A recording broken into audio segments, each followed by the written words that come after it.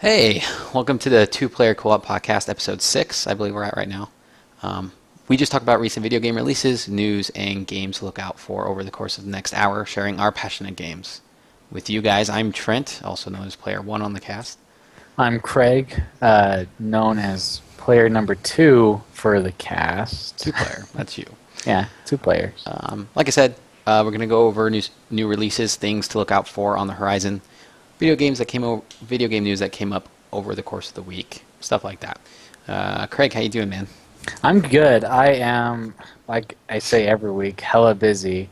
But, this week has been kind of crazy video games wise. There's a lot of cool stuff that's been announced. Really, though?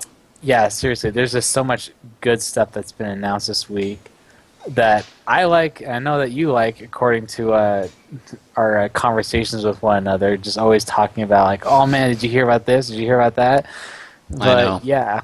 We're going back and forth a little bit on Facebook over our Game of the Year predictions. I know. Yours being Last of Us? Is that? Yeah, The Last of Us. You're not. This is coming from a guy who hasn't played Grand Theft Auto 5, and honestly, not really the biggest intention to ever play it. So, my opinion of The Last of Us being the best game of the year is more biased rather than, and I'm willing to admit that, rather than just, being able to, look at both games and actually play them and be like, well, this game is obviously superior because of these reasons. But, just for me personally, I just feel that The Last of Us is the game of the year, just because it's my play style. Well, it's surprising because for me personally, let's take Grand Theft Auto 5 out of the equation, which is going to be beginning of the year. Just face it. I know. I would pick BioShock Infinite over Last of Us. Now, gameplay-wise, Last of Us I think is a little stronger. Story-wise, for me, I like BioShock Infinite. It's close. That's really interesting because I feel the exact opposite. I feel like BioShock Infinite, gameplay-wise, is a little bit better than The Last of Us. Really? And I mean that because when it comes to the AI in The Last of Us, it doesn't feel as solid. For example, Ellie will be following you, and then a clicker will be around the corner, and Ellie is obviously outside of you, and you can see the clicker can see Ellie, but it doesn't do anything. Well, that's Whereas, the thing. BioShock Infinite, it feels like the AI and the actual enemies and the gameplay feels a little bit better. Here's the thing with Last of Us, and I'll defend it to the death.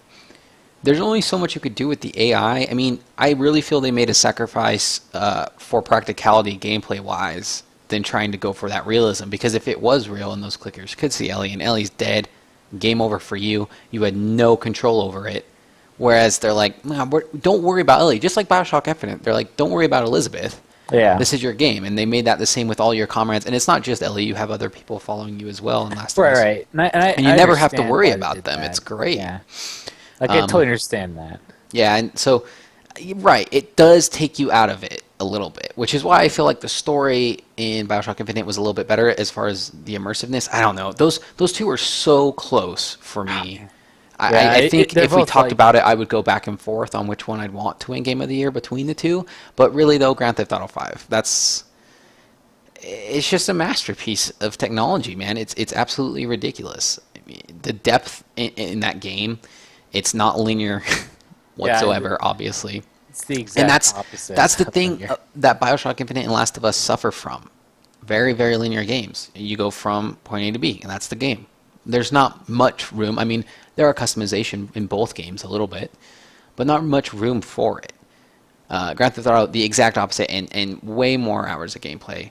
That I just want to leave it there. All right, we got a lot to talk about today. A lot. We had to cut a lot of stuff too just before the cast, which is why we're a little late. And I do have the chat up, so if you're watching us live and you have something to talk about, throw it up in the chat, or something to add to our conversation, throw it up in the chat. We'll bring it up. Like how gay Reggie is. Like that. Always that. So we're going to go up into upcoming video game releases, which came out last week. So the things we're going to talk about here are things that have already come out. So these are things that you can look for and see if they're released and maybe purchase them. This is the first one I'm going to bring up, and this is for Craig specifically. I want Craig's opinion on this. Final Fantasy V for iOS and Android. Don't get it. Don't get it. That's my downright opinion of Final Fantasy V for the Android. Because Wait. This is for iOS too. I know, So I know. you mean don't get it for either mobile platform? Don't get it for either. Like, honestly, if you're gonna buy the game, like, or play the game, just get an emulator or get like the PS1 version off of like the PSN. So is this available on PSN? I wasn't It is aware. available on PSN Okay. for like the same price or hell even cheaper, I bet. It's $15.99 on the iOS and Android store. Now, why not get it on your mobile device that you can take everywhere with you? Why get it on PSN? I guess more for like, I guess because I'm a purist in that sense. You don't like the updated graphics I don't like and- how the game looks on the iOS. Like, I didn't buy it just because I didn't like the way it looked at all. It just didn't feel Final Fantasy V-ish. And like, honestly, it's like one of my favorite Final Fantasies. I mean, the class system is so good. But I just wouldn't recommend anyone to buy it on the iOS or Android because, like, the versions like either from an emulator. Yeah, I am a hipster, Reggie, or the PSN is just so much better. I don't know. I just don't like how they kind of been updating some of the new games, but I do like how they did update Final Fantasy IV on the iPhone, or I think it's on the Android too. But 'Cause didn't they basically do did a little bit of the same DS version. thing for Final Fantasy IV that they're doing with Final Fantasy V here? Isn't it the same concept? Why go for Final Fantasy IV over Final Fantasy V? Well, Final Fantasy IV on the, I guess the iPhone or the Android. I don't know if it's available for the Droid. It's basically the port from the Game Boy DS. Oh, that's right. and- It has those three-dimensional graphics. I remember. And it looks amazing. The voice acting is very good. It's one of like the better versions of Final Fantasy IV. I mean, you can buy the one off of for the PSP, which comes with like the extra game. I can't remember what it's called. Oh, Final Fantasy IV early years, which is also pretty fun. But honestly, like, if you're gonna play Final Fantasy IV, you play that 3DS version, or not 3DS, the DS version, either on the DS or the iPhone. So yeah, But- that's my answer. On Final Fantasy V, you play it on Final Fantasy PSN. V. Yeah, play it Don't on buy the PSN or the mobile. emulator. Okay, yeah, just download it for free. Well, I mean, it all comes back to sort of, buying the same game multiple times, and where I'm a proponent of that's fine because you want to support the developers and people who Yeah. make those games. So maybe buy on PSN. Yeah, definitely do buy on the PSN. And that's the original version. Is Yeah. that right? Okay. Mhm. So yeah, there's our resident Japanese RPG Seriously. opinion there. I'll move Yeah, on. really. This I know we're going to both be interested for, and I didn't even know they were doing this actually. So this is going to be really interesting. It's actually, let's see, Shadowrun Returns for mobile. So for Android, and well, I just exited out. Let me get it back. Uh-oh. Yeah, already amateur hour, right? Here Na it na is. na na na na. Gonna fill some time with a song by me, and that's it. So here you have Shadowrun Returns. This is sort of the launch trailer that they had for the PC version, which released on July 25th. However, the Android version released on September 26th. Did you know about that, Craig? Or I had no idea. yeah, it's for Android Android version. and iOS. So it's $10 on the mobile market for either. Did you end up playing Shadowrun Returns? Oh, dude, yeah, I love it. It's awesome. It's great. For those who don't know, it's basically Dungeons and Dragons, but in a futuristic. The main story takes place in Seattle, and it's 2088, I think it takes place in, and it involves augmentation to your body. It involves spells, summoning creatures, hacking into the Matrix to do computer battles, which is actually on the screen now if you're watching us live and not listening to us. It's really great. It incorporates the best things about Dungeons and Dragons, but puts it into a cyberpunk-ish world, which is fantastic. And for the game, which was actually a Kickstarter, which I supported and got access to, it just puts it in a more Baldur's Gate-ish style, I want to say. It's Yeah. pretty Baldur's Gate-ish. And it looks great. It's RTS in a sort of isometric view or not an RTS, but sort of Baldur's Gate style in an isometric view. And you get to walk around, you have a party. Basically, you create your own character, and then you can hire party members throughout the game. So you don't get that great advantageous thing about, equipping your own party members and all that stuff. I mean, you get to choose the party members that you do missions for, or runs, as they're called, because you're the shadow runner, so you do shadow runs. But it's still, I had a great time with it. It was a little short, which is fine. But I know that in the Steam, when you buy it for Steam, there's a lot of workshop that you can download that people, custom creations that people are doing. You can download custom scenarios and basically custom cities that you can explore. So it's worth every penny for that reason on Steam. I don't know how I feel about it on iOS and Android. I'm imagining it runs the same. I mean, just finding out about it, how do you feel about it, Craig? I think, honestly, my opinion's, if you're gonna get the game, get it on Steam, obviously. But I think if you were to buy either the Android or the iOS version, I'd get the Android because I think there might be able to have more customization rather than on the iOS. It's very if anyone knows, whoever owned an iPhone knows that you can't really download any apps that aren't on the App Store. You can't really do much, really. You're kind of limited. But I don't know. I don't know. Probably have no intention of buying the game just because I already own it. But I wouldn't necessarily recommend someone to buy it unless they were really itching to play the game, which it's fun. But the thing that makes that game so great is that there is so much customization that you can do offside of through the PC and out of the original, storyline that the game comes with.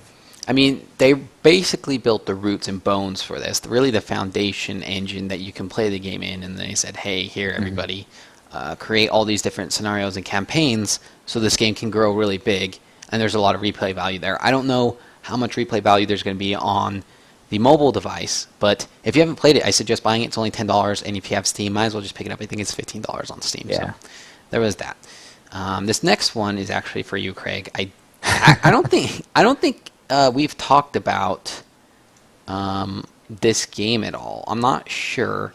I'm not sure if you've played it or not. It's actually called Atrian Odyssey. I don't even know if I'm pronouncing that correctly. I think it's Atrarian or something like that. Whatever. Have you played any of those games? I want to say I have, actually. Honestly, I feel like I want to say yes. Okay, you want to say yes. Let me look real fast, because that name looks really familiar, and I want to say there's multiple games that have been done in that. So basically, or whatever series. I'm going to bring up a video here soon, but basically what the game is, it's an RPG, of course, which is why I bring it up for Craig.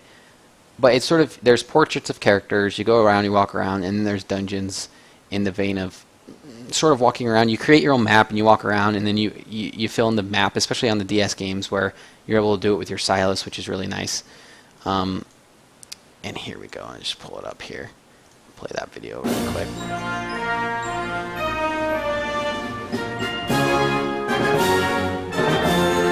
It's a pity this video never really wants to stick around and work for me. So if you see here, there's actually two modes. There's a story mode and a classic mode. And the classic mode is basically the same as the previous Atrian Odyssey games, which I believe they're up to 4. I played the demo on 4 on the 3DS. You explore dungeons on the screen. It's just a first-person view when you're walking around, and then you get into battle. The monsters are 3-dimensional, but your characters are portraits. You never really see them in a 3-dimensional capacity. You actually have to make your own map when you're exploring dungeons, which is really unique. You draw it on the map with the 3DS stylus, which is pretty cool. It's a little too much micromanaging for me. I'm not so into RPGs. I actually want to be a cartographer while I play the game. Yeah. I just want a map. So I don't know if I'm being spoiled there or not, but it plays in the vein of most Japanese RPGs. I don't know how the story is. I don't know how the writing is. But they actually do have a story mode on this, not just an adventure mode like in other games in that fashion. So have you played in any of those? No, I haven't, but I do know about the game, and I'm very familiar with the series. it's actually a really hard game series, like very challenging. Because, like you said, you have to basically do a lot of grinding, and you create your own path on a map. I hear story-wise from the one on the DS is pretty lukewarm, nothing great. I mean, you're not really playing that game for the story, you're playing it for like the fact that it's a really cool, hard, challenging JRPG with a lot of micromanaging. So I haven't played it. I've been told to play it because it'd be something I actually do like. But yeah, it looks cool, and I'm glad that they're doing that for a 3DS because that means it's another game that I can actually play. Yeah, so this actually released yesterday on October 1st, which is every Tuesday games get released. I wouldn't get it myself. I love that I can ask you without even playing the series. You can tell me about it. Yeah. But I do know that there are people out there that do enjoy those games and those type of games. So there is that for you that did get released if that sort of flew under your radar. The next game that we want to talk about, which, again, I'm wondering if you heard about, because I just heard about it recently. It is called Rain. And it's actually a PlayStation exclusive. Have you heard at all about Rain? Oh, no. I was scourging the internet for any news, and I saw this briefly mentioned. I haven't watched or seen anything about it, so I know nothing about it. Yeah, so this will be great. So basically what happens is you're an unnamed child, an unnamed boy, and you see a silhouette of a girl. And when you start going after her, you become invisible. And when you do become invisible, you start walking in the invisible world in the normal world, but you're invisible, and the only way that you can see yourself is through the ring, where the name of the game gets its name from. You are trying to find the invisible girl as well, but there's also invisible enemies. And the whole point of the game is to find the girl, basically. Looking at the graphics here, it's pretty realistic. It's pretty great for, I guess you could say, an indie title or a downloadable title, right? Mm-hmm. It's three-dimensional graphics. It looks and feels to me like an eco game or an Ico game.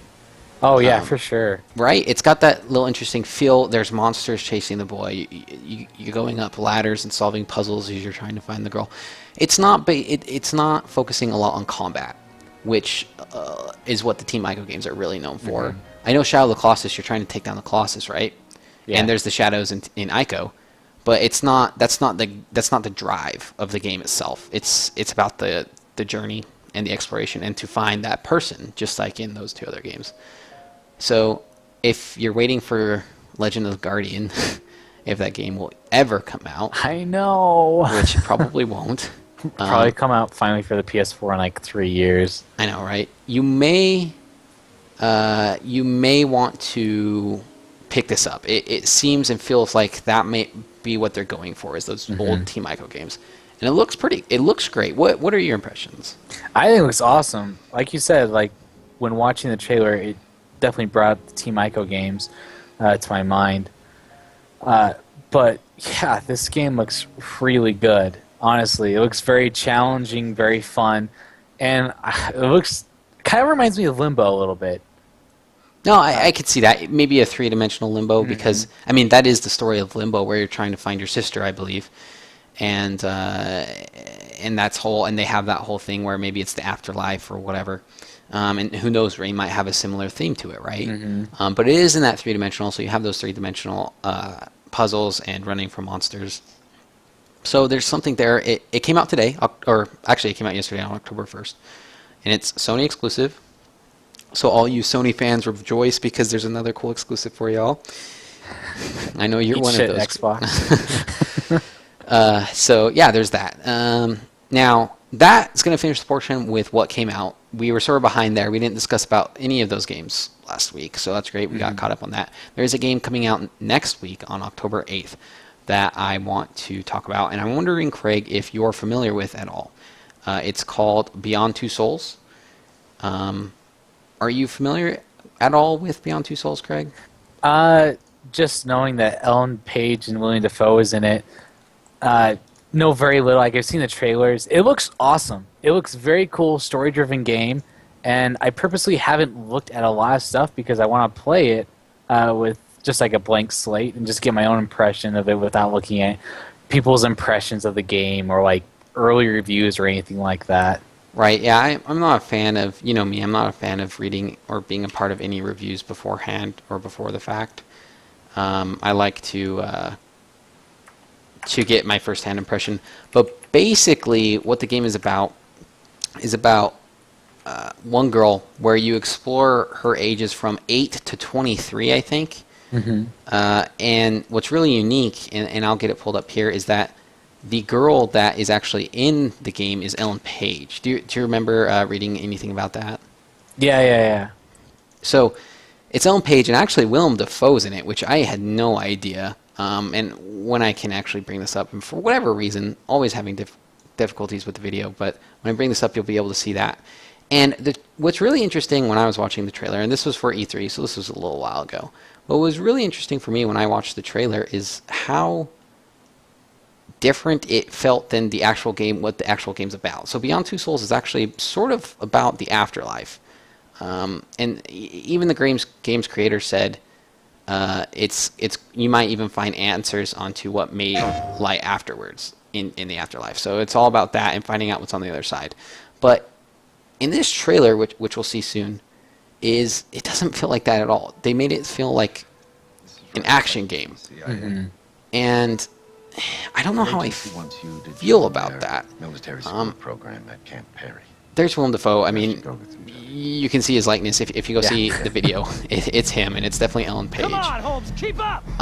She gets sent to a military camp, and she gets trained as a soldier. Now, the interesting thing for me is it's made by Quantic Dream, which did Heavy Rain. Did you play that game, Craig? Yeah, I love Heavy Rain. Awesome. Very cool story-driven game. And basically, do you want to describe to people how Heavy Rain plays?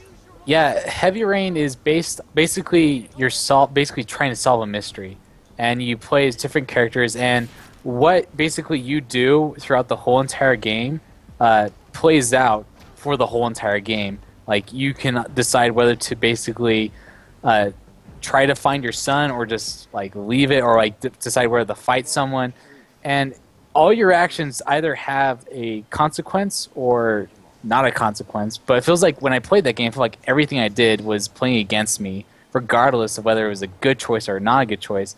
And that's what made it really good.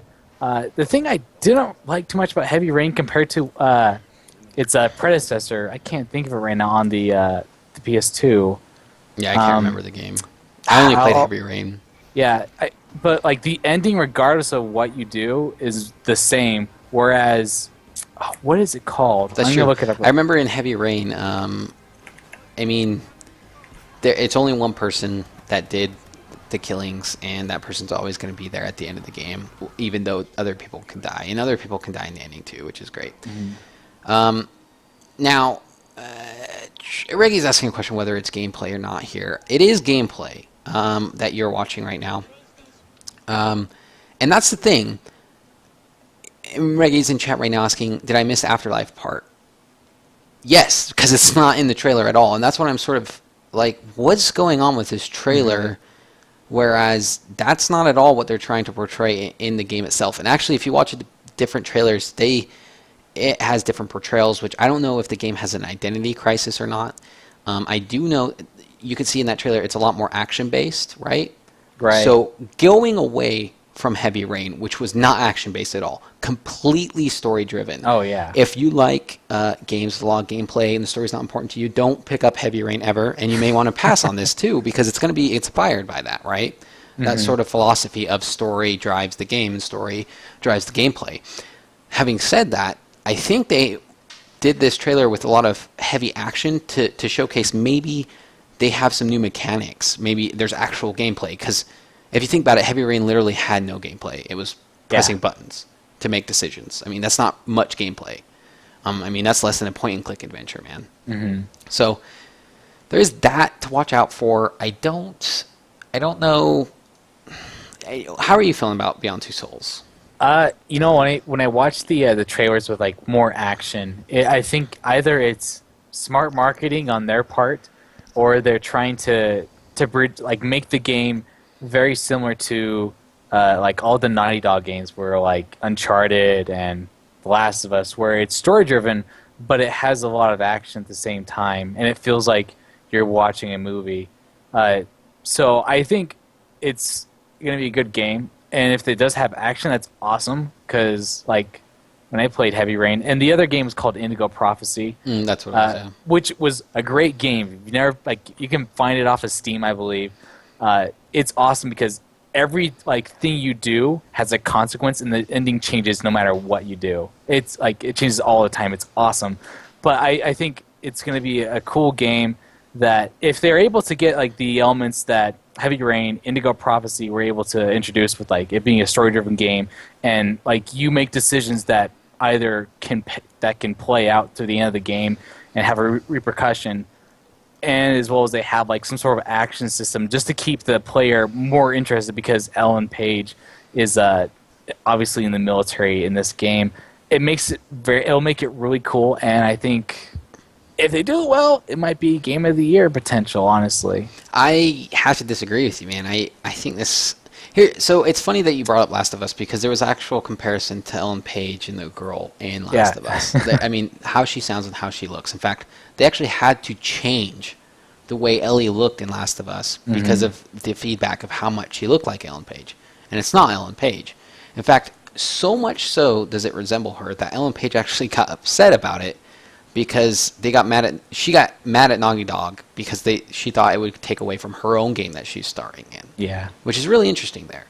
I don't know how much this game is going to be decision based like its other games. That's the thing that Heavy Rain had going for it. It was different decisions. It was a pretty cool story. I mean, it was nothing crazy or surprising. Quantic Dream's games are always going to be a huge tech demo, I feel like, with a pretty good story where you get to make some cool decisions.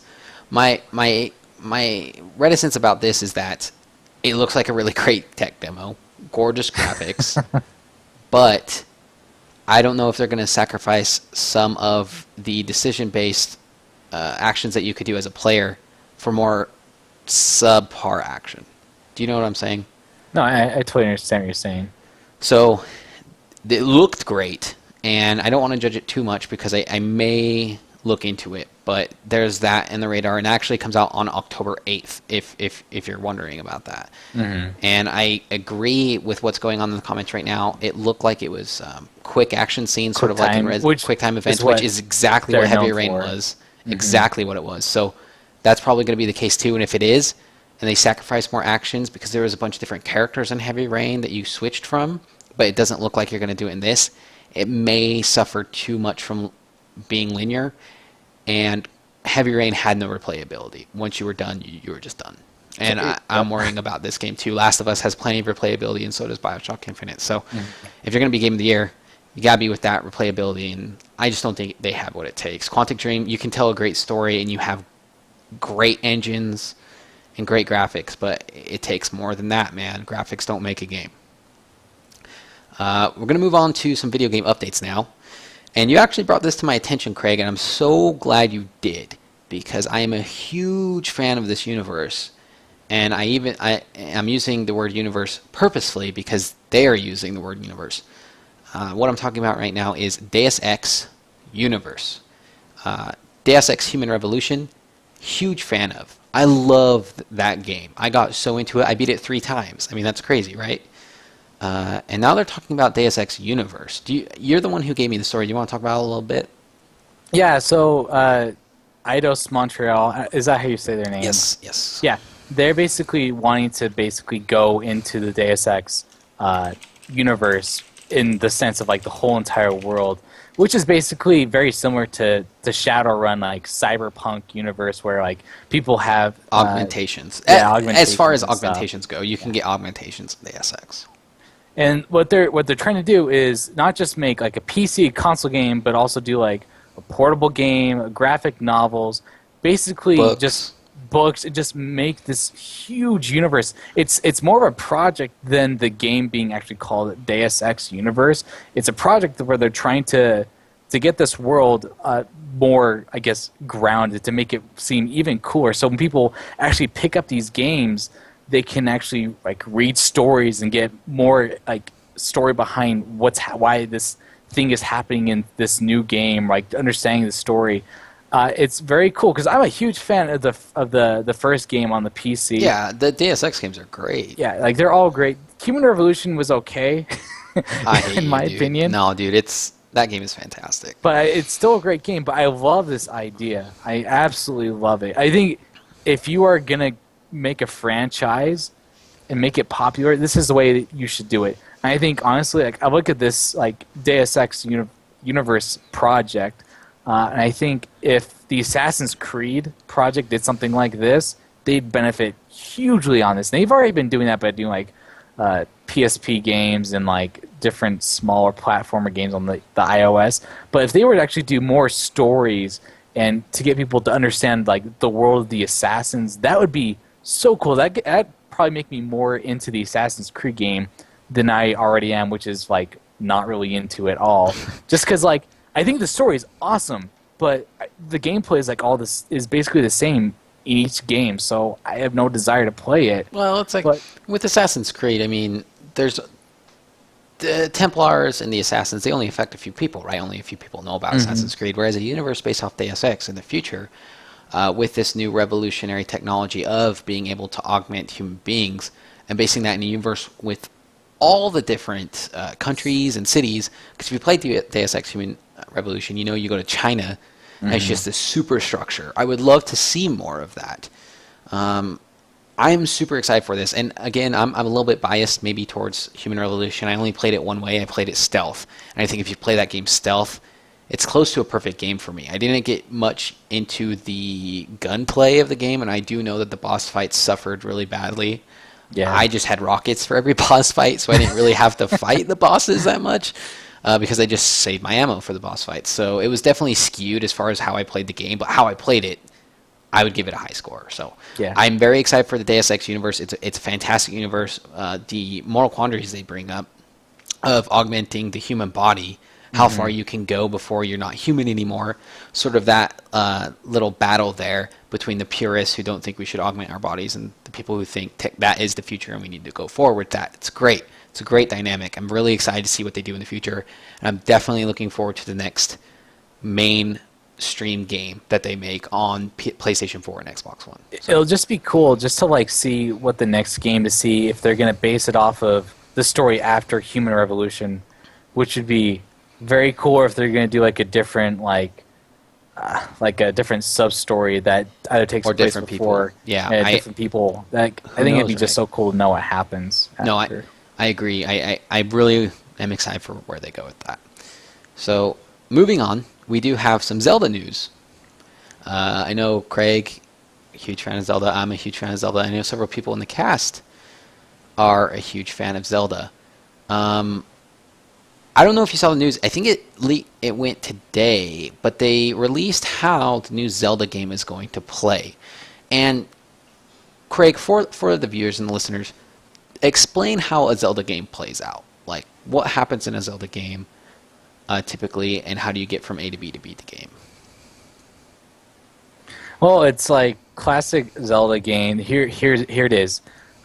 You're just a normal boy, and then all of a sudden somebody says, hey, you need to save the world. They give you a sword, and they're like, okay, go get the Master Sword. And then to get the Master Sword, you have to collect like 3 items. Like, for example, Link's Away or Link to the Past, you have to get the 3 amulets, and then you go get the Master Sword, and then you face Ganon or Ganondorf. And then something happens where you have to like collect 8 different objects for different things. And then you, after collecting those things, you go fight Ganon.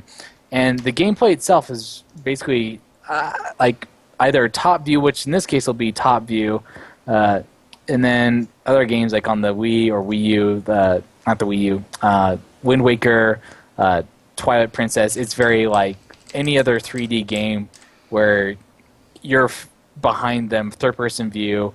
Very cool sword playing. Yeah, the GameCube. You have a green tunic, get sword. So how would you saying. describe how dungeons play out? Dungeons get to point A to point B. You enter a dungeon. There is a weapon or an item that you need to get in order to continue to progress in the dungeon. Like in Ocarina of Time, you need a hook shot in the water temple in order to progress. I believe it's the water Long temple. shot. Come on. Yeah, long. Sorry, I'm thinking hook shot from Link to the Past because I think that's the best one. But you get the hook shot. Nobody loves you. So basically, Craig's trying to say, you go into a dungeon, you get an item, you use that item to solve the puzzles, and you use that item to beat the boss in that dungeon. And you go to the next dungeon, and you do that again. Yeah. Not so in the new game. You're actually going to go, and I'm just going to leave this pause right here. You go into a shop, and you decide which item that's available to Link during the game that you want to buy first. And based off of the items you buy, you go to the dungeons and solve the dungeons the way you want with the items that you buy. There is no Dungeon 1, Dungeon 2, Dungeon 3 anymore. It's, well, I bought this item, so I went and did this dungeon first. Or, what have you. So, and depending on the type of items you get, I'm really interested to see how this works. Because I know in other Legend of Zelda games, you buy one, and then you buy, you beat Dungeon 1, and then it requires that item. And then Dungeon 2 requires the item that you got before it, and then you use that in the new dungeon to get the new item. And the items sort of build each other up on dungeons. How do you think that's going to work in this new game? I think it's cool. They're trying to do something different, and I think it's awesome. Like, I don't know how I feel about it because I kind of like how Legend of Zelda is, just because it's the standard. I know what I'm doing, and they're kind of throwing a loop into this and making me not know what to do. Well, obviously, buy a weapon, progress to a different temple, which is cool, but I don't know. Like, I feel like it allows the game to be exploited, if you know what I mean. You can either get the boomerang and glitch it somehow, but I don't thought that would be the reason. Well, coming from you, I would think you would not like this, because think about the possibilities with speedrunning on this, right? I mean, I can only imagine, because I know those guys are crazy with their speedrunning stuff. Yeah. I'm really excited, because that's one problem that's always been with the Legend of Zelda series, is people say, what's the innovation? And I like that they're trying to, like it says on screen right now, reconsider the Zelda convention, where you don't go from Dungeon 1, Dungeon 2, Dungeon 3. You buy your own items, and then you play through the dungeons how you want based off of the items that you get. And that's really cool to me. And that's got to be a lot harder to pull off than the other Zelda games, where they know what's going to happen and they know where you're going to be at in the game. I'm hugely excited for this game. This game comes out in North America on December 22nd. I'm sorry, November 22nd. For some reason, I think it's coming out in Japan on December 26th or something. Are you serious? Yeah, which is really strange to me. I know at the end of this video it says something about that. Which is weird, because I know that for us it comes out on November 22nd, at least tentatively for right now. So we'll see how that plays out. I know you have a 3DS, of course. Are you going to play this game? Yeah, for sure. Good. And yes, if you look at the video, in the store, there's Majora's Mask in the bottom right, which is really, really cool. Easter egg. Especially with the mobile versions, I feel like in Zelda, there's always Easter eggs. Like, there's Yoshi in, what was it? Link's Awakening. There's Mario characters, and just like in Super Mario RPG, Link's in the bed. So, I love how Nintendo does that. So, yeah, there's that. Let's move on to another piece of news here that is kind of surprising. It's just a little piece. I guess there are rumors that Nintendo is going to stop developing the Wii. Which, I mean, was it really that surprising? It's taken away from the Wii U, and maybe they'll have a newer version of the Wii, like a lighter, smaller version of it. I can't imagine it getting any smaller than it already is. Yeah. But there is that, and it's not that surprising. I mean, we're moving into the new console generation, which I'm really excited for. So it's just natural. I mean, Wii's sold over 100 million. It's moved over 100 million units, which is really, really impressive. Looking at it more here, they're really doing well with their 3DS and 2DS soon to come out. Graphics for Legend of Zelda game look incredible. Very, very excited. I love the old school 80s feel to it. So there's that. I do want to talk about the Batman Arkham Origins Season Pass. I have it up on screen here. It's gonna be $20, and if you're familiar with season passes, you basically get all the DLC for a game while saving $5. Here up on screen, you're gonna see the new Millennium Skins pack. It's got really cool stuff. It's like got Year One Batman. It feels like I can't remember what that Batman's from, and it's got all these different suits. What appears to be, I know that's Red Sun Batman. Again, it's got a bunch of different Batman skins there. But what's really interesting to note is it has a Robin skin at the end. And this is called Arkham Origins. So it's the origin story of Batman. So can we say that Dick Grayson is confirmed for Robin in this game, basically? Oh, yeah, for sure. Don't you remember them at Comic-Con saying that he wasn't? Yeah, so we went to the Arkham Origins panel at San Diego Comic-Con, right, Craig? And they didn't talk. They basically said Robin wasn't in it. They were going to focus on Batman. More interestingly, I thought, is when during the Q&A portion they brought up Batgirl, and they sort of dodged that. So that was that was great. So maybe Batgirl's going to be in it. I would love to see that. I'm going to move on to some other skins. We have the Infinite Earth skins pack, which is really, really cool. I believe in that first skin there on the left is a skin from Gotham Knight, the anime version of that game, which was phenomenal. You have that red-eyed Batman, which is looking great. You have an armored Batman there, and another skin for Dick, which was based off of the 90s version. It's Infinite Earth skin pack is what it calls. So there's a bunch of different nods to the Batman lore. If you get the season pass, you get the Gotham by Gaslight Batman skin, which is great. Actually, that one's awesome. Yeah, it's that series is really great. It's basically Batman back in the 20s. Cyberpunk Batman, basically say that. It's got, or Steampunk Batman, rather. Steampunk, there you go. I was like, yeah, not Cyberpunk. Definitely Steampunk Batman. That'd be Batman Beyond. yeah, Cyberpunk Batman is Batman Beyond. It's really great. It's an exclusive, so you can only get it through getting the season pass. Another exclusive skin, which is really, really cool, is the Brightest Day, which is basically, for those who don't know, is a arc during the Green Lanterns where there's a bunch of different rings for Green Lanterns now, and they range the emotional spectrum. And Brightest Day was in regards to the White Lanterns, which standed for life. And they're basically OP. They come with all the lantern colors together.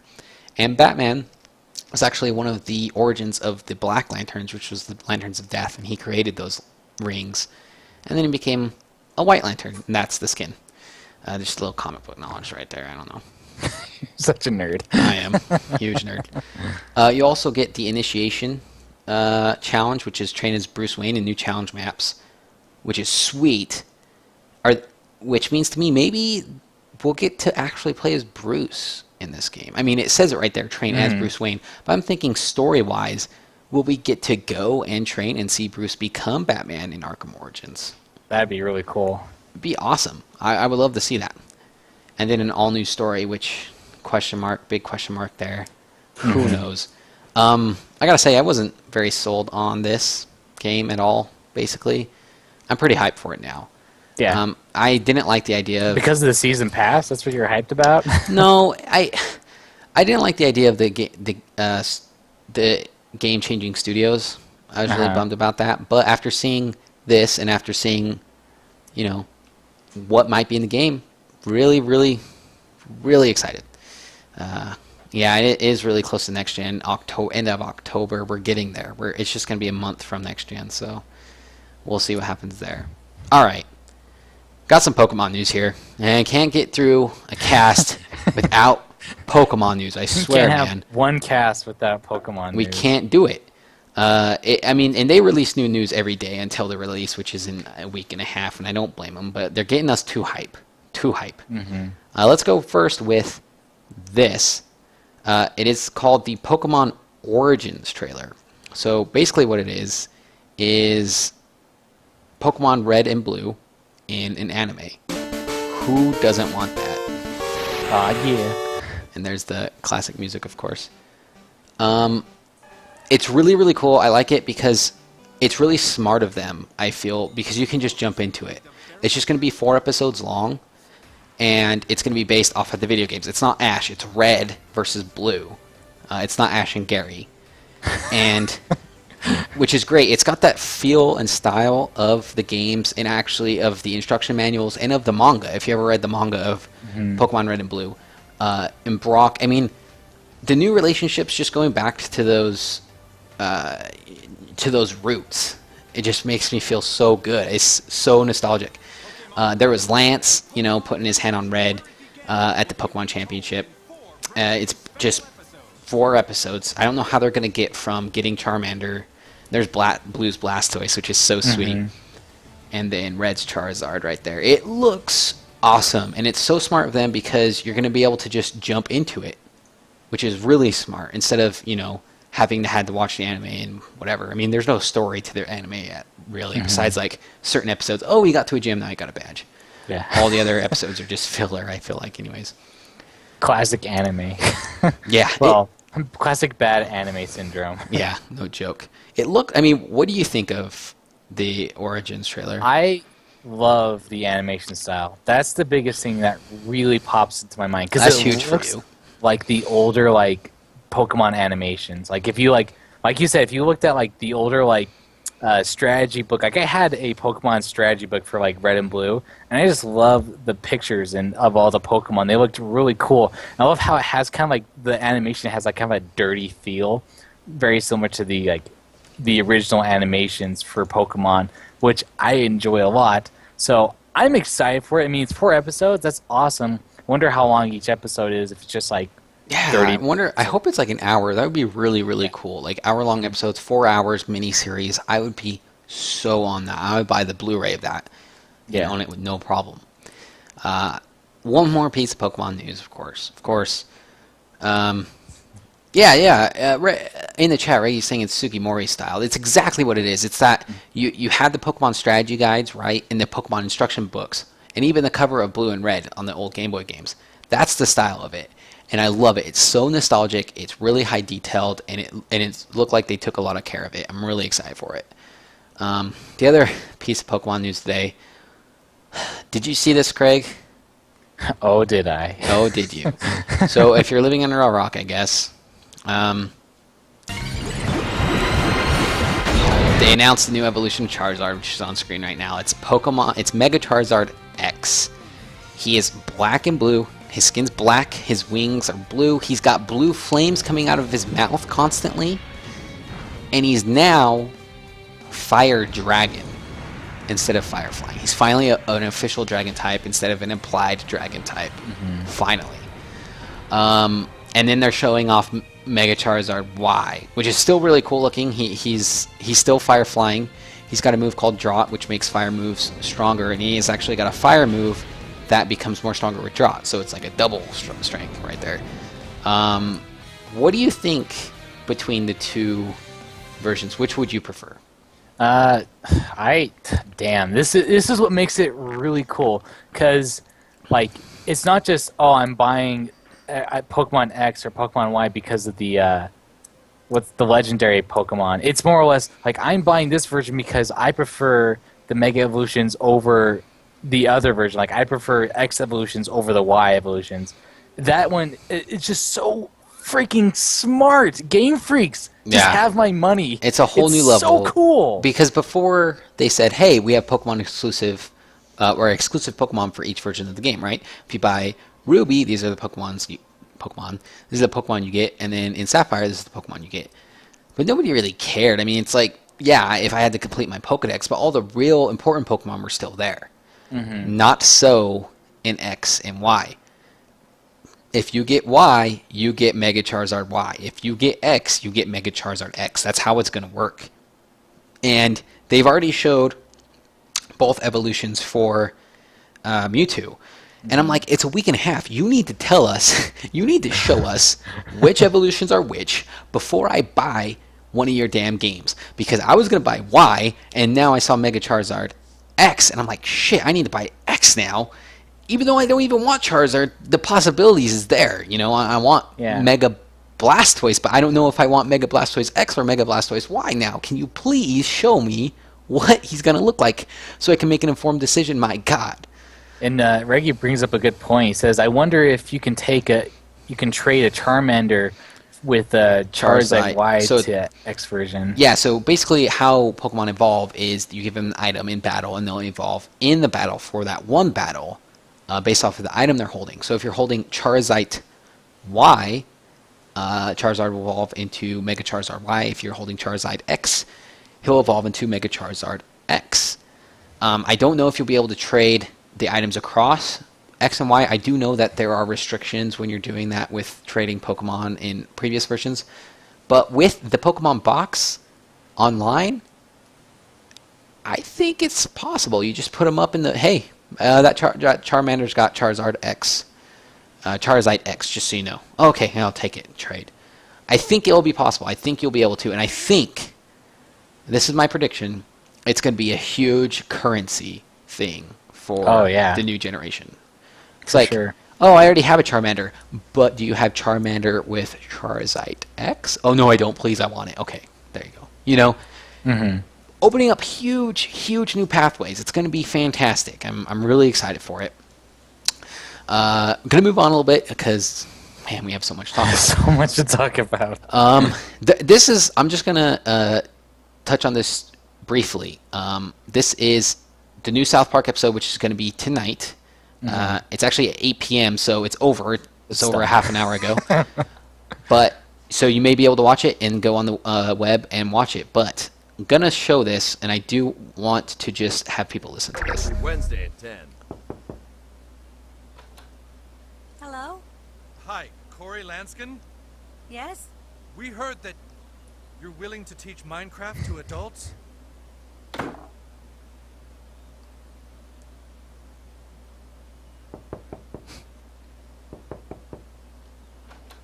Look, we were told that you were available for hire and we're desperate. You was told wrong, mister. I'm just a simple kid with a simple passion for simple things. Whoever told you I teach Minecraft to adults was pulling your wiener. We have 100 ounces of silver. New South Park, Wednesday at 10. Oh, man, dude, I love that. I just love that he convinces them with 100 ounces of silver. So Minecraft's going to be featured on the new South Park episode, which is great because if you remember, World of Warcraft was huge back in Season 10. They did a World of Warcraft episode. You know, it's the most popular South Park episode to date. So featuring Minecraft's going to be awesome. I can't wait to watch it. It's this little blip on the radar, something that you might want to be aware of. I want your opinion on this, though, Craig. I love South Park. I love everything you do. I'll watch it. That's my opinion. Okay. You have an iPhone, right, Craig? Yes, I do. I'm going to bring up an image on screen. I want to know your opinion. What do you think of this? Oh, man. So what we're looking at on screen right now is an iPhone adapter for video games, and it's a controller. Basically, you put it around your entire phone. There's a D-pad and an ABXY, very much looking like Xbox right there for sure. And then there's trigger buttons, and it goes around your phone. You can still take pictures with it. It's got a little hole for your camera. And if you want to look up online, it's the Logitech Gamepad for the iPhone. And it's basically so you can play dedicated games on it. In fact, they have a picture over here of Terraria being played on it, which is smart and very, very smart.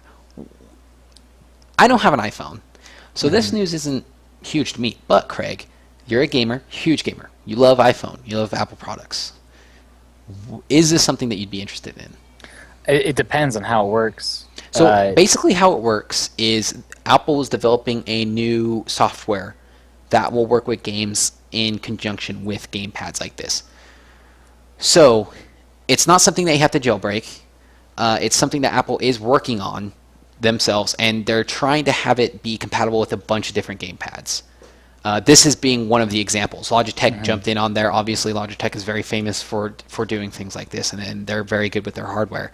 But it's an official Apple app that they're trying to get out there and for gamers. So it wants to be more gamer friendly. And you know, we razzed on Apple earlier, and I'm not a fan of Apple products, but they have been trying to be better about not having a dictatorship over their apps in their system. They have. I have to admit it. It's not as great as Droid, of course not, because Droid's completely open, but they're doing better. And this is a great thing that Droid does not have. It's not something that Droid is supporting. Now, me personally, and I know a few other people have a game clip, so I just plug in my PS3 controller to my Droid, and because of its open nature, I'm able to do that. But this is sort of official. It's made specifically to go around the iPhone. It looks pretty comfortable. What do you think? Is that something that you would get? It like, honestly, it really depends on how it functions. Like, I just have so many questions on like how you're able to like use it with so many different games. Like, how do you program the software to like? Do you have to like program it to where like, hey, like whenever I push the A button, like it basically sensors, like has a sense of like that region wherever you place the sensor. For like, for example, like let's say like right here, you put like the A button to hit like a sensor like part like right here. Like, is that how it works? I don't. You know, that's my biggest question. Having played around with apps myself with Droid, I do know that when I plug in my PS3 controller on GameClip, certain apps just recognize it. There's like, okay, this is this, and you can even change it around on certain apps. I don't know how it's going to work on Apple. I do know that they're trying for Terraria. I think specifically that game was designed to have something like this in mind, and I think they're trying to have the people who make games be specific with this to work with these type of devices. So, I mean, it's really cool. I mean, imagine playing Terraria on the go like that with just snapping it in to that. It's a really great idea. I think it's going to open up a lot for, not just iPhone, but I think maybe Droid. I think the problem is it's going to be hard for Droid to do that because they have so many different models of phones. This is very easy for iPhone, and it's the one thing by sticking to one type of design, they'll be able to take advantage of. Even though, I mean, you see the iPhone 5 there, but anybody with a 4S and below won't be able to use that. Right. And Ray's asking about games like Dead Trigger, which is a first-person shooter game. I don't know how that would work, and I don't know how you would get around it. There's a bunch of questions. We have a bunch of questions, right? It's tough to see how it's going to go. I think honestly it comes down to like, if I like. The way I imagine Logitech going about this is you basically program where certain buttons register, which would be really smart because that allows you to play every game, not just like current games. And like later they can implement you able to like use this controller on certain games. But for older games, they would have like screen regions where like whenever I hit this button, it like senses this region right here and like it hits the button for me, which would be very cool. But yeah, I don't know. It's sort of like it's not so the buttons, even though you have to touch there, they do recognize as buttons themselves. So a button could be programmed to a button in an app, I'm sure. It's beta. I think the real thing to take away from this is that the potential's there. And I'm not opposed to it at all. It looks cool, it looks great, it looks sleek. I mean, yeah. I'm all for that kind of stuff. I don't have an iPhone, so it doesn't, like I said, it doesn't really impact me, but really cool looking. Yeah, for sure. Gonna move on here because, man, we have still so much to talk about. So much, man. It kills me. And the next three things we're going to talk about are going to take up a lot of time. And we've already reached the hour mark, but we're going to keep trucking along. Oh, man. What do you know about Watch Dogs? Basically Grand Theft Auto, but different. Okay. That's a gross oversimplification, I feel like. Yeah. What we're going to do, we're just going to play this trailer. It's 14 minutes long. In the background. Grand Theft Auto isn't too far off the mark. It is a open world game, but it's revolutionary. I feel like it's definitely revolutionary as far as there's hacking. The type of user interface that you have and the way you interact is crazy. I mean, it is nuts. Basically, and you can watch them walk around. Have you watched this, Craig? The 14-minute trailer? No, I haven't. Yeah, this is really, really new. It's really great in terms of what you can do in the game. In the other trailers, you were in a huge city. This is more of a small town type of deal in the video that we're watching. And if you want to look this up on YouTube, just do Watch Dogs gameplay walkthrough. It's one of the most recent things. I think it came out like yesterday or earlier this week. So end of September, beginning of October. You can knock cell phones out of people's hands to stop hacking. You can go into all different types of stores. You can hack traffic lights, so to mess up traffic that's going on. You can hack into people's phones to find out information about them. Every single NPC is sort of like a different person. I mean, they're their own person. It's absolutely crazy. In fact, I told you that I think Grand Theft Auto 5 would be Game of the Year, potential for Game of the Year. Yeah. And it comes out this year. So I believe it comes out the end of November, if I'm not mistaken, along with I think it's November 22nd. I think it comes out with the next gen of consoles. It does come out the next gen. I think it's a day one purchase for Xbox One. Let's see. Almost positive. I would stake my life on it. And it's doing a great job. November 12th. November 19th is the release date. So 3 days before, for some reason. Are you sure that's for North America? That's what I'm looking at right here. Interesting. The website here. So as you can see, 19th. your protagonist, I don't even know if you want to call him a protagonist, anti-hero, don't know that much about him. You're able to hack into security cameras that are behind fences. You can sort of see the patrols that are going on in there. You can jump from camera to camera. When you look at people, it'll show you how old they are, what type of person they are, what their job is. You can get access codes by looking at people and then hacking their access codes, and you're still behind a fence. Being able to jump to those type of perspectives, being able to be in this open world that's as detailed as it is.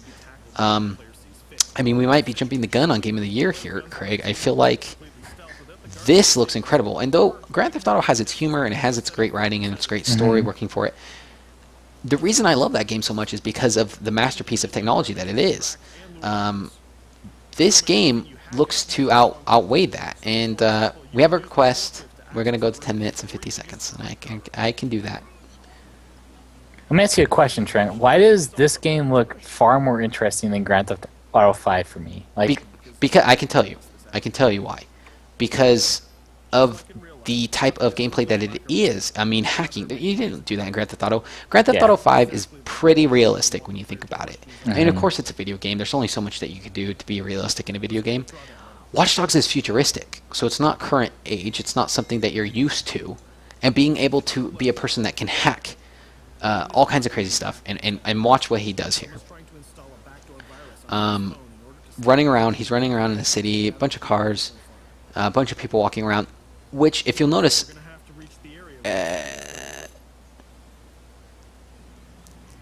let's see. Reggie's saying, okay, so what happens is you can have other players join your game and hack your shit, basically. And you have to prevent them and maybe find out who they are, because they can join your game without you knowing. oh, that's so And they cool. could be one of those people walking around. And you're like, what the hell? Who? And what he's doing right now, the main player is going into the perspective of a camera, and he's looking at people, and then it says this person's not the hacker, this person's not the hacker, and then he put on a person and it says hacker, and that person's running away, which is an actual person. It's a second player, real person, and on your HUD, your heads-up display, it says kill that person. That other person's running away. He's like, damn it, I've been spotted. He caught me hacking him, and I need to just get out of Dodge. I am so excited for the multiplayer and social aspects of the second player just got in a car and is just going away, and the first player shooting at him. It's great. I am so excited for the social aspect of the next generation of games. I think they're going above and beyond everything that we could expect. And if you haven't seen Watch Dogs, if you haven't looked about anything regarding it, really watch the trailer. Watch Dead Rising 3.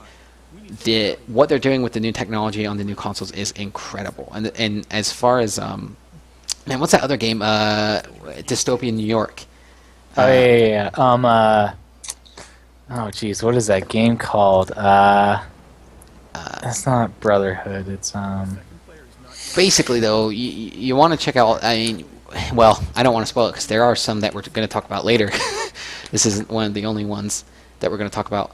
The Division. Thank you. Oh, Division. There you go. Division. That is one. I think if you really are interested in the next generation of gaming, look at Watch Dogs. Look at the Division.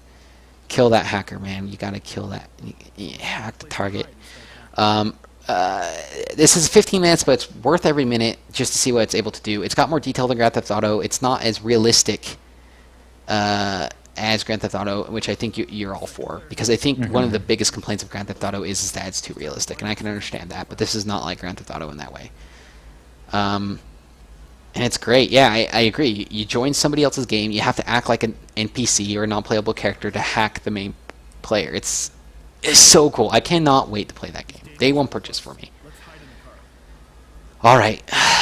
Well, that's one big thing down. There's one big thing. Next thing we're going to talk about.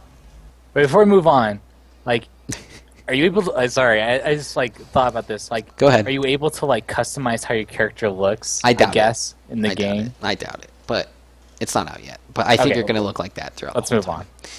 Well, we're moving on, and you can see it on stream right now. This is unavoidable. We haven't talked about this yet. We did talk about the Steam Machine and the Steam OS, right, Craig? Yep, we sure did. Which is Valve's new effort to get into the console market. If you want to hear about that, listen to episode 5. Episode 6, we're going to talk about the Steam controller, Steam Machine controller. I'm not going to say anything. I have a huge amount of opinions on this. What's your opinion, Craig? I think it looks... I don't know. Because I don't really like the design. I think it looks too big, too clunky. And, like, I know you're like, going to be... Yeah, the button layout, thank you, Reggie, it looks awful. Like, I don't know what those two boob buttons are, basically. And, like I don't know how this you haven't read much about this, have you, Craig? Yeah, like, I haven't read much about it. I'm sure it's you can move around using those. I'm sure that's what it is. Basically, I am in love, and this is I know I'm so such a fanboy drinking the Kool-Aid. Maybe. Basically, if you're not watching this with us, Valve has released the Steam Gamepad. There are two they're trackpads, two trackpads on either side, and there is a touchscreen in the middle and with buttons around it. You really got to look at it. It's so hard to describe. There is a reason to have them like that, right? There is a reason the buttons are placed like that. After many hours of testing a controller and what they wanted from it, without removing... there are 16 buttons on this controller. You can see 7 of them on the screen. 7, okay? Half of the buttons are able to be pressed without removing your thumbs from those touchpads. So 8 buttons you can press without moving your buttons. Can you do that on any other controller? No, you cannot. On this, those touchpads have haptic feedback. They go into crazy amounts of detail on the site. I really want to feel it. But basically, that left pad is your WASD, Craig, and that right pad is your mouse. And they've designed a controller that can get around the games that Steam is on to think you plug in that controller and it still thinks you're with a mouse using and keypad, keyboard, yeah. Which is crazy. I mean, think about trying to translate what a mouse and keyboard can do into a gamepad. I thought it was impossible, and I've stated it before to people, and Valve's proving me wrong, man. I mean, complain about it all you want. This thing is revolutionary. This thing is incredible. After reading about it and after reading what they're trying to do with it, I cannot believe it, man. It's amazing. I really want to feel those touchpads. I think that can make or break it. There's a bunch of buttons on the back as well. Now imagine looking at it. You call it the boob buttons before. those like I knew they were the motion. Obviously. Right. Those touchpads on either side are actual buttons too. You can click them, and that touch screen in the middle is going to be a button as well that you can click. So you can swipe it, and it's touch sensitive, and you can click it when you want to activate something. What do you think about having WASD on the left, mouse on the right? Okay, I'm gonna go off on you for a second here. Okay. The idea, like Valve, with the Steam Machine, it's very cool. It's very awesome. However, it's for a niche market. And I really don't think so. Small niche market. No. No, we are the niche market. You and I are the niche market with the gaming rigs. I would never buy that. Okay, but you have a gaming rig. We are a small percentile of people who have built their own gaming PCs. Such a small amount of people have done that. This is for all those people who haven't.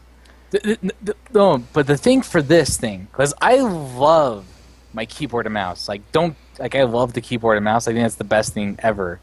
But the fact that it's a a controller that reacts as a keyboard mouse. Like that's cool and all, but it's so niche. It's for people who don't. They're basically like, well, I want to play a game, but I don't want to use a keyboard and mouse. I'll just use this stupid controller. You're so wrong. No, it's not wrong. Okay, so let's look at the controller itself. Let's not think about the Steam machine. You can use this on your PC with your Steam. I know. I'm talking about the controller. Man, you're so wrong. You're so wrong, dude. This thing is so niche. It's not. No. It's not. This controller, how is a controller niche? I think, and now I haven't played it, and so it's really hard to say, my opinion. But after reading it, reading up on it, I think it has the potential to blow away the PlayStation 4 and Xbox 360 controllers, man, as far as responsiveness and as far as accuracy. Now, they described how, and I know everybody's going to be reticent about the fact that they're trackpads. You don't have that physicality of touching those analog sticks, right? Right. Valve went into huge detail about how they knew that. You had to have this sort of feedback when you were moving. And that's why it's all haptic. And it's sort of like when you have a Droid, it's like you get a vibration in your phone when you're typing keys. That's what they mean by haptic, although it's on another level. There is a responsiveness to it when you move. There is a complete accuracy. It's not like you're like, oh, I want to turn sort of right when you're playing Halo, and you go, and you turn all the way. And this, it's like, I want to move just barely an inch, or I want to move a millimeter. Okay, there's your headshot, you know. Getting used to it. I do know, reading up on it, people have mixed feelings. I know people are saying the button layout, it's 7, not even half the buttons can you see. Okay? Left click mouse, and they talk about how, you know, we have people saying they want to play with one, they will not buy one. I will buy one. Absolutely. I don't want to play with one. You don't even want to try it out, Craig? No, well, of course I want to try it out, but like if I were to see it, I'd just be like, I'd pick it up and look at it and go, whatever. No, you won't. Like, no, because I look at this thing and I look at it. I really look at it and think, okay, Steam, what the hell are you thinking here? And I just imagine it being basically people buying it, like niche people buying it, and then like looking at it and go, it's okay, I'll go back to my keyboard and mouse, or go back to buying a regular Xbox. Like Reggie's saying, innovation is very risky, and I'm willing to admit that. Yeah. And that like this could be the coolest thing, and I'll totally eat crow. I'll totally eat crow if this thing is the coolest thing. I don't think Here's I will. the thing, but and I understand where you're coming from. Everybody talking about it right now. Here's the thing. When you're looking at those buttons on screen, those are the buttons that you use the least.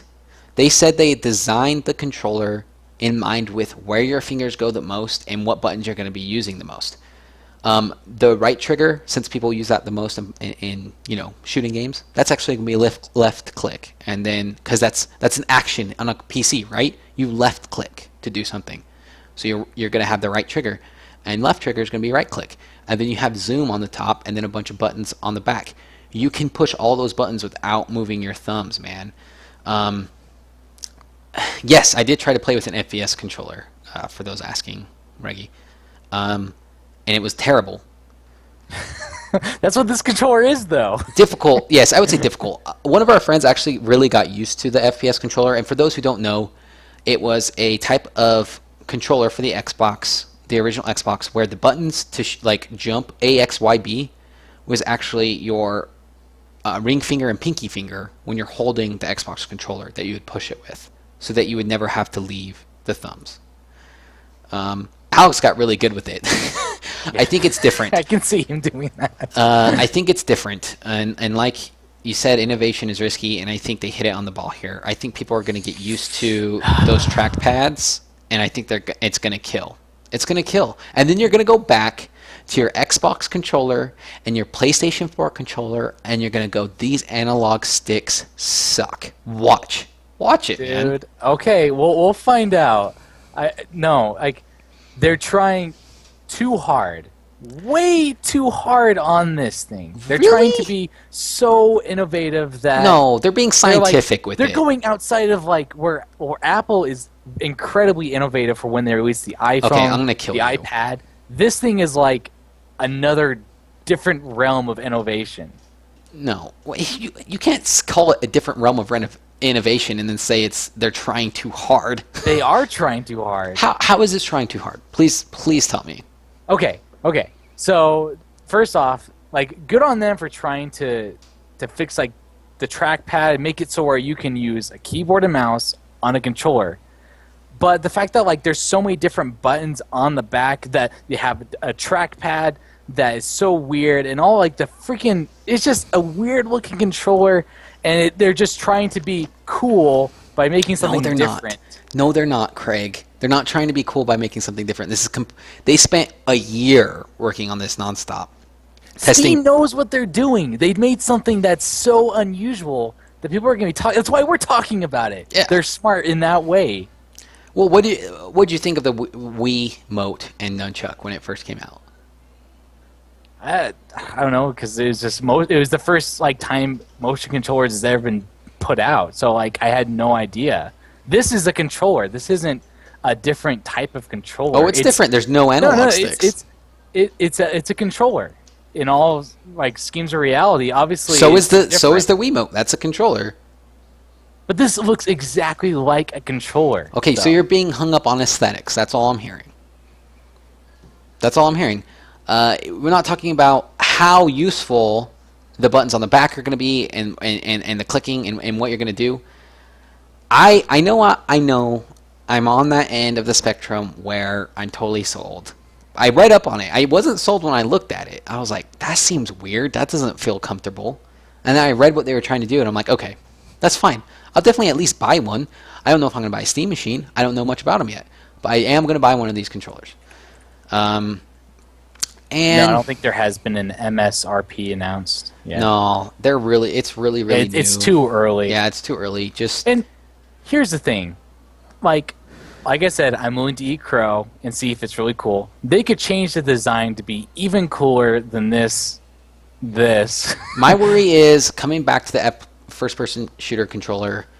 It's going to be too different to get used to, not buttons, because you have to move around with nothing but your thumbs, and then getting used to the buttons on the back. I really, really think, though, if you get used to it, this thing is going to be incredible. Well, you can say that for anything. You just get used to the fact that the button's sticky, and it'll be okay. No, I mean, because we have friends that are like, they hate the PlayStation 3 controller, no matter how much they play it. They hate it. And I don't understand it. I'm fine with it, but that's because I grew up on it. It's just what you're used to, and that's what I'm really worried about, is that people don't have any concept of being able to use a controller like this. So it might be, I think, Valve's hugest hurdle to get over. But if they can find that way to get over that, for people like you, Craig, and people like Greg, and other people who are just like, just give me my normal controller, please, they might have something here. It's just too niche, man. It's too niche. It's not. How is it niche? That doesn't even make sense in the context of the way you're using it. It's a controller. That's not niche. It's different. No, the fact that it's a controller isn't niche, but the way that the way the controller works, the way it looks, the aesthetics, how the button layout is, it's to a demographic that people who, like you said, who like using first-person controllers. Like, I have no desire to use a first-person shooter. No. This isn't even a demographic anymore. The Steam machine's a demographic. This controller is innovative. It's not niche. It's reinventing the wheel, man. It's trying to completely show you how a controller can be different, and I think it's the future. I'm just gonna say it. Okay. And people who are used to their keyboard and mouse, look, people are set in their ways, and I think that's Valve's hugest problem right here, and you can tell by the people who've used it. They're like, I don't know about this. I'm used to my Xbox. I'm used to my PS3. Reggie, both of you need to be ready to eat crow. I will say this: as much as I'm behind the idea and the controller, it's hard to improve on the keyboard and mouse itself. It's the keyboard and mouse I've always felt is perfect. You can do anything with it, right? Mm-hmm. I'm really looking forward. What I'm worried about, I'll try to be more objective. I'm worried about the buttons on the back. I really am. I really, really am. But I'm excited about the trackpads. I'm excited about the prospect of what those trackpads could mean for the future of gaming. And like I said, I think it's like, I look at it, and the idea behind it is really cool. I'm willing to admit that. I just feel that people are going to pick it up and go, oh, that's really cool, or oh, that's awful. And people who would think that is cool, like a small amount of people actually buy it, and another smaller amount of people will probably use that more than other controllers. I don't think it's going to be something that people are going to buy a shit ton of, you know? There's a reason why the PS3 controller has been the same for so many years. And yeah, I mean, it's the same as far as the Xbox goes, basically, too. They're 3 generations in as well, you know, and the controllers basically barely changed. Barely. Yeah. But I also think just because it's been used for so long doesn't mean it's perfect and can't be improved upon. And I think this is thinking way outside the box. Like, it is, totally. It's thinking way outside, and that might ruin them. Maybe I know it's not going to ruin them, but it may not catch on. And I'm really hoping it does. I do know that there are a lot of differing opinions on the internet right now. Those are alpha builds of the controller. It doesn't even have the touch screen on it. It only has 4 buttons. So I'm withholding judgment. It's not, and it's plugged in by USB. This is wireless, and I love that we're both on different ends here, which is great. But hey, if you're in my side, let me know. If you're on Craig's side, let him know. I think it's going to be fantastic. We're going to move on. Let's move on from this discussion. Yeah. Because we know I'm right. Just kidding. We don't know who's right because it's not even out yet. Yeah. But we know I'm right. Anyways, going to touch on this really quickly because neither of us are the biggest fan of this game as far as, or I don't want to say that. I want to say we're not the biggest fans out there. There are huge fans of this out there. But I want to bring up this on screen. I'm just going to highlight this. This is a European trademark for Half-Life 3. Now, take that as you will. There is a lot of speculation on the internet right now on whether this should be a big concern with people. As you can see, this was September 29th, 2013, that the receipt it was on. A lot of people are saying this is basically a confirmation of Half-Life 3. One person said, they've... with each... So, Steam had their first engine, and they exemplified it with Half-Life. Then Source came out, and they exemplified that engine with Half-Life 2. Now we have a Steam machine coming out. Are they going to exemplify what the Steam machine is capable of through Half-Life 3? Probably. Who knows? Like I said, we're not the biggest fans out there. God damn it, if the internet could stop talking about it, that'd be great. That's why I don't go on Reddit. Yeah. All right. That's news. There's a shit ton of it this week. I do apologize. An hour later, an hour and a half later. Now we have a few, and these are going to be very short. Let's keep them short. Yeah, let's. I'm going to show 4 videos. We're going to show 4 games that look out for in the future. Then we're going to show some Kickstarters. So let's start the first game right here. This is called Bravely Default. I put this up here because Craig's all kinds of into this stuff. He's already excited. Oh man, I'm so pumped. This is completely following the tracks of Final Fantasy. As you can see on screen here, it's as Japanese RPGs you can get, putting on puffy sleeves from Final Fantasy IX. Right here, with the way the characters are designed, the way the art is going, it looks like Final Fantasy Tactics to me. The character designer for Bravely Default, is the same guy who did for Warriors of Light, and also a bunch of the Final Fantasy Tactics and Tactics Ogre games as well. I love his art style. It's very cool. Very cool. It's like a different version of Chibi, if you know what I mean. No, I agree. The characters look childlike, but they also childlike have features, but they're definitely fully grown and fully mature bodies. Yeah, I just love it. It's so cool. It is as close to the Super Nintendo era of Final Fantasy and our JRPG games, I think, as you're going to get in this generation. It looks great. See, I love the overworld maps. I miss that feeling. Like you have the overworld maps, you can find secrets, and then your ship, you know, that you ride around on. That's classic Final Fantasy VI right there. And I know you're gonna get this. Oh yeah. This is all Craig. I love these games too. I am not as versed as Craig in Japanese RPGs, but I'm definitely I have my moments. Let's say that. Bravely Default, it's a game to look out for. Don't know when it's coming out, but look out for it in the future. Coming out for Nintendo 3DS, as it's saying there. Yeah. Very excited. I mean, the thing I really like is the fact that you can change the dialogue between English or and Japanese audio. Because Yeah, that's really sometimes cool. I prefer the Japanese audio just because it just sounds a lot better. Because you're weird. Yeah. Alright. Next, we have a new trailer as well. It's going to be, if it wants to work, which YouTube always doesn't want things to work ever. It's actually going to be the new Kirby game that's coming out. Nintendo 3D for the Nintendo 3DS. Oh, that's right. You know what? This video was having troubles earlier and it wasn't loading. So, yeah, and it's on Nintendo's official YouTube, so I don't know what's going on there. But look it up. It's really cool. If you like Kirby games, check it out. It looked awesome to me.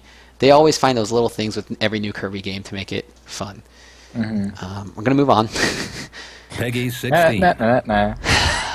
Here we have the Destiny gameplay trailer. And you know, it's hard for me to show this trailer because you really need to watch it with sound. And I know we're talking over it, so you're just going to see, you know, sort of the video that goes along with it. But really take your time to go to YouTube, do official Destiny gameplay trailer. Craig, I know you don't like first-person shooters. Oh yeah. I know you hate them. I don't hate them. I just don't like them. Okay, you don't like them. They're not my thing. What do you think about a loot-based driven game like Destiny? What do you God, look at the concept art and the way the universe looks. Tell me you're not a little excited to play this game. I was sold just from the concept art. I love the concept art of Destiny. After seeing the concept art, I was like of all the characters and monsters and everything, I was like, I'm sold on this game already. I don't have to decide whether to buy this or not because I love the design. It's so cool. It's so fresh. It's so new. Like everyone looks like an Outlander in this like destroyed world. Totally. It's so cool. Very stylized. Very, very cool looking. Very different than Halo. I mean, yeah, it's sci-fi, good stuff, but it's a different feel. It's got different art design, and it looks incredible. I'm so on board with Destiny. This trailer has been incredible, man. I love it, and I can't wait for this game. Fortunately, it's I think halfway through next year that this game comes out. But yeah, do you mean is it just for the PS4, Xbox One? No, it's for both actually. They're not going to be bound down. They're not bound down by Microsoft anymore. So if you have a PlayStation 4, you can buy it. If you have an Xbox One, you can buy it. So can you get it for the PC? Doubt it. Oh man, PC Master I mean, Race. PC Master Race. Sometimes you just get. I mean, none of these games are going to be on PC that we're talking about. So it's kind of definitely console market, definitely PC market. So I don't want to get back into the whole Steam thing, but we're going to move on. How much do you love Phoenix Wright games, Craig? You know what? I haven't played a single Phoenix Wright game. Holy hell! I know. Are you serious? I'm not I am totally serious. I haven't played a single one. I think it's cool, and I hear it's awesome. Go to Amazon right now. Okay. They're expensive. But, oh man, Craig. Actually, I think you can get one for iOS, dude.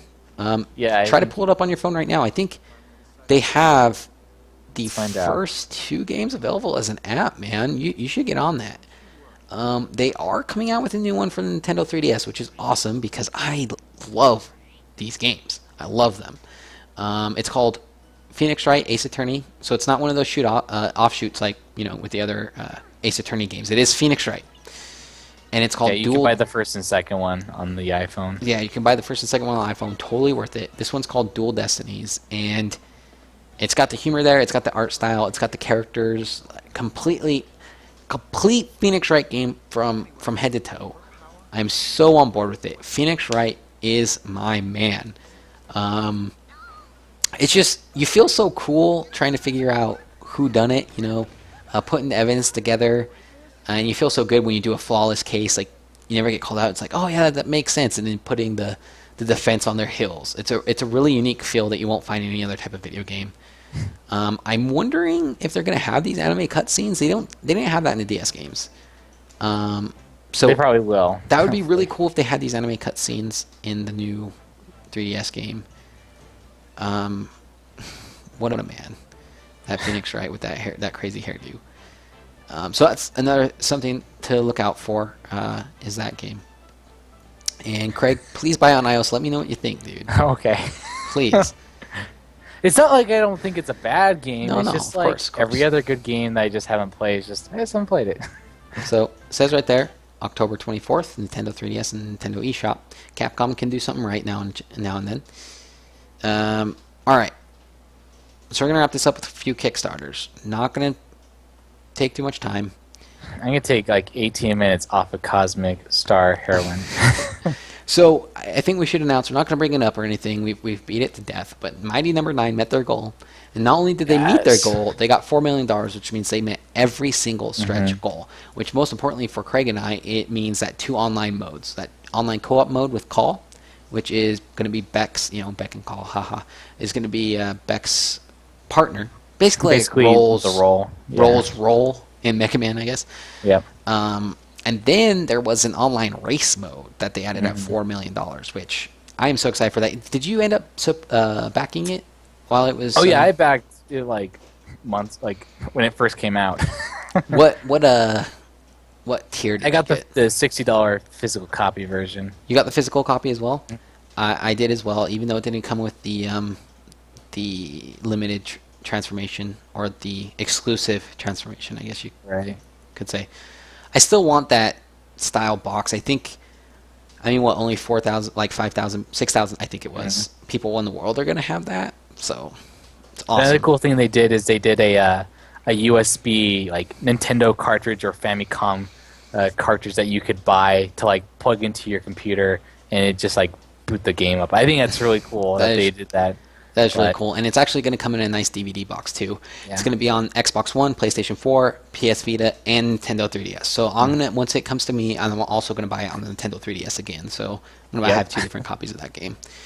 Let's talk about we talk about Kickstarters every week. We do like to feature new games that people are trying to work on and get funded to be able to be played. This one is called Cosmic Star Heroine. Do you know anything about the people who made this game, Craig?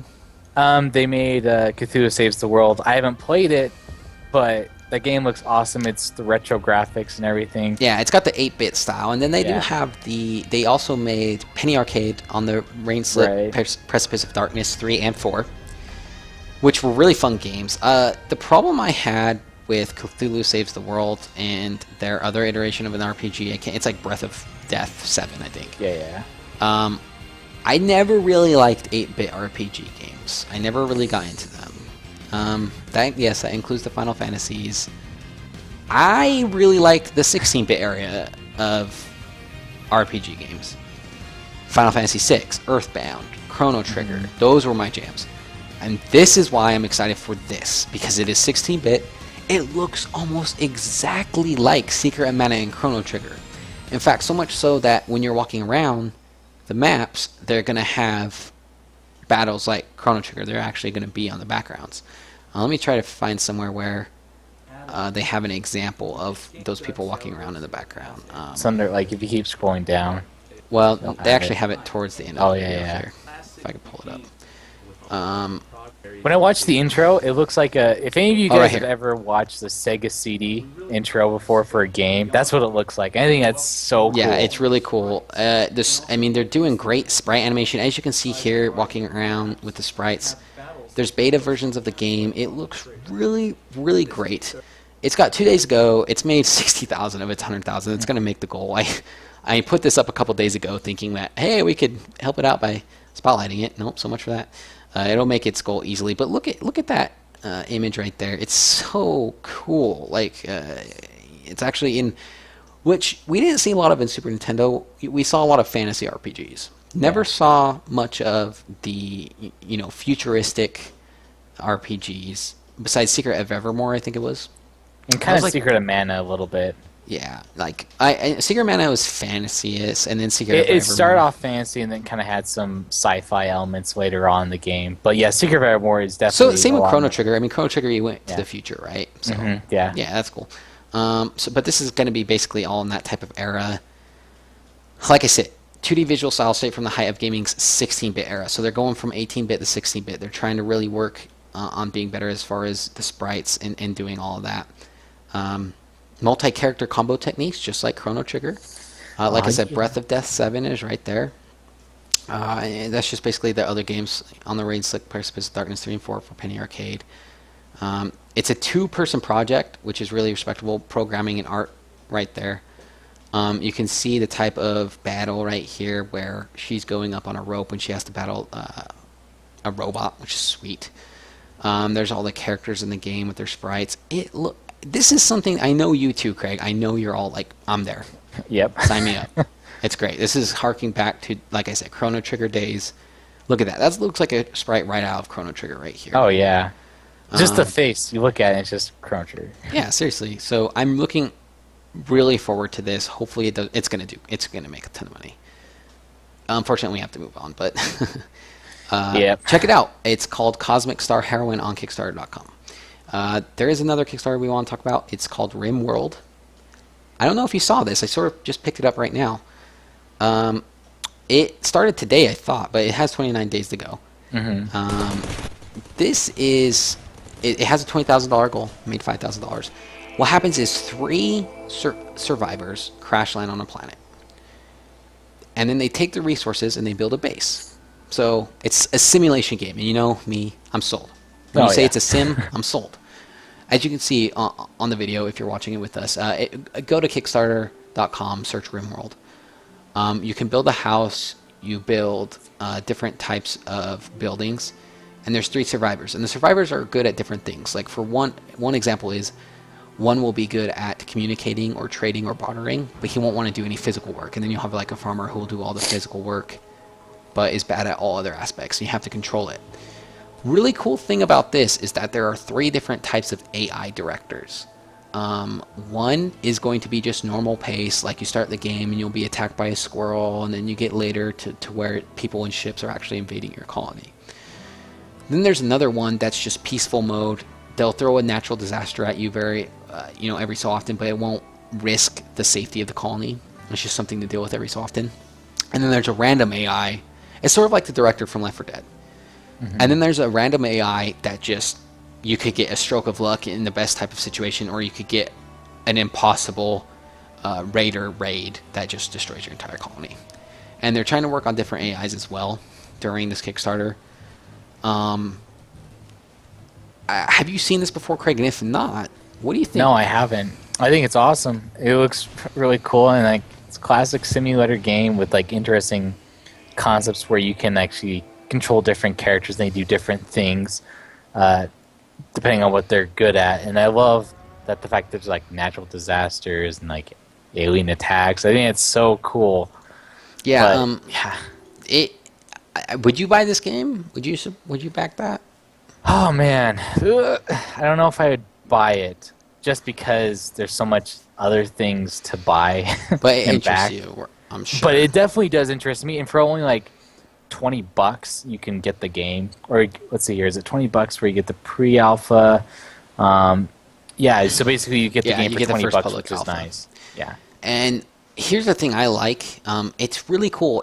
Please read this. I read through his whole Kickstarter. It's really awesome. He talks about the characters, but the tactics engine, he developed this engine as a tactical sim.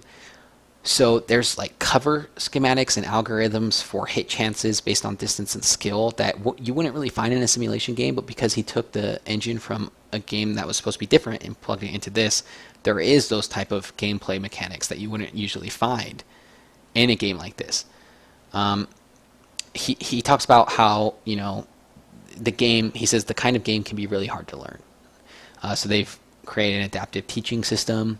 There's the psychology of the game and the universe that it's in. It's inspired by Firefly, Dune, Faster Than Light, Prison Architect. all kinds of great stuff.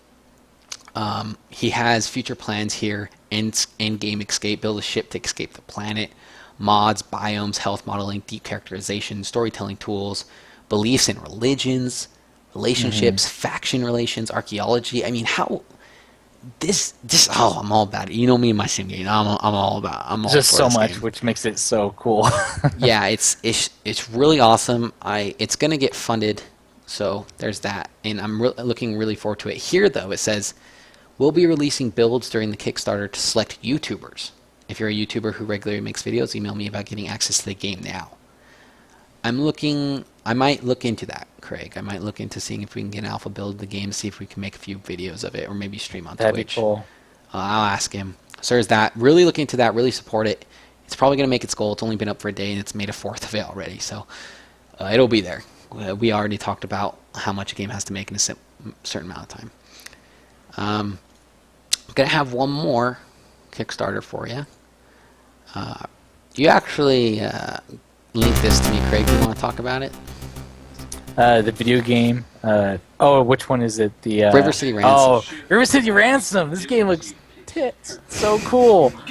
So River City was an older NES game that was on obviously the Nintendo, and basically it's very similar to if you played the new Scott Pilgrim Saves the World game. Yeah, very similar. Scott Pilgrim is definitely a River City Ransom game. Yeah, you fight guys, they drop money, you can buy stuff, and you basically try to get from point A to point B to save the girl. But this game looks so damn cool. It really does. The animation is so fluid, man. Oh, it's so cool. And it's got 6 days left, and it's got to get 50,000. I guarantee people are going to get it. Yeah, 40,000. Yeah, It'll but get this it. game is so cool. I'll back it. I love the River City Ransom games and those type of games. I love that he has a Hellboy on his desk. It's really cool. Oh, yeah. Um, It's so cool. He's funny. He's got a funny video. But if you haven't played the River City Ransom games, really look into it. It's really cool stuff.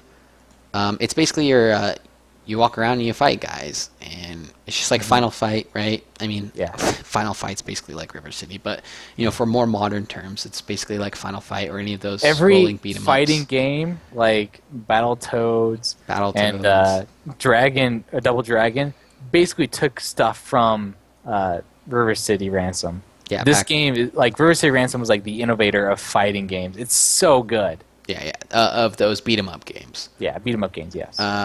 It's really look into it. It's got a huge Kickstarter with a bunch of questions and lots of information. The animation style is awesome. I cannot wait for. I mean, there's so much stuff. Go to Kickstarter and just browse it. There's so much cool stuff that people are doing. It's incredible, and I'm really looking forward. I hope they make their goal. They better, because I think they will. I hope they will. Yeah. Because let's look back at my number 9. Last day they went from like 32,000 to like, or 32. Yeah, they made so much money that last day. It was insane. I love the push. We got all the stretch goals we wanted. And today was a little bit longer cast. I apologize about that. There's a lot of news, man, and we got a little bit into some of the discussions tonight. A little heated. A little. I want to say disagreements or anything. I mean, we disagreed. It's healthy though. Yeah. You and I differ a lot on some things, and we agree a lot on some others. So it's good. I've basically been playing the same stuff. I've been playing a lot of Terraria. The new update came out this week on the 1st. So look forward to that. I'm going to be streaming it tomorrow. Anything you've been playing, Craig? Just a little game called Hotline Miami. I streamed it last night. You can watch the video of me playing it off of YouTube. That game is really fun. I played it before, addicting. And I was stopped playing it on purpose because I wanted to stream it online because it was so fun. And that game is just so amazing. Do we know when the second we don't know. Line's coming out? No, well, maybe, but the last time I checked, nothing on Hotline Miami 2 as far as a release date, and that's fine. I hope they take their time, and I hope it turns out really great.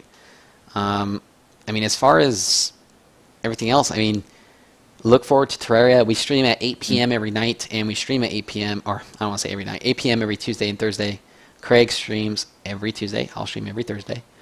And then we do our podcast or vidcast, or both, every night on Wednesday at 8 p.m.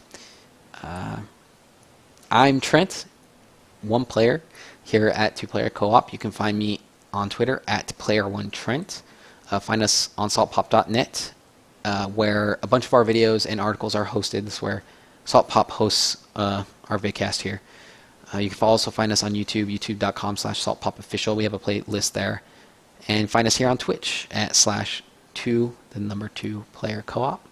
Please follow, please subscribe. It helps us out, keeps us going. It's a huge morale booster. Craig, where can they find your stuff? You can find me off of Twitter at I'm Craig, 2player Knight. You can find me off of Twitter. I'm considering changing my Twitter handle, but right now it's at agroxcraig. But basically, just find me there where I just tweet about random JRPGs. You can please like us on Facebook. Seriously, guys, be a part of this community. We want this to be a really cool thing. So if you seriously, if you have any questions, you want to talk to us about anything, we're not busy. We're more than willing to talk on Twitter or Facebook about anything. We'll respond to anyone. Any questions you have, you want our opinions or anything. Like Craig's saying, like us on Facebook, follow us, subscribe to us on YouTube, and follow us on Twitch. Really helps out, and you can keep up on the know of what Two Player Co-op is doing. I think that'll be it for episode 6. You guys take it easy. It's been a pleasure. Hopefully we'll get episode 7 down on running time. Yeah. I'm Trent. See you later. I'm Craig. See ya. Later, guys.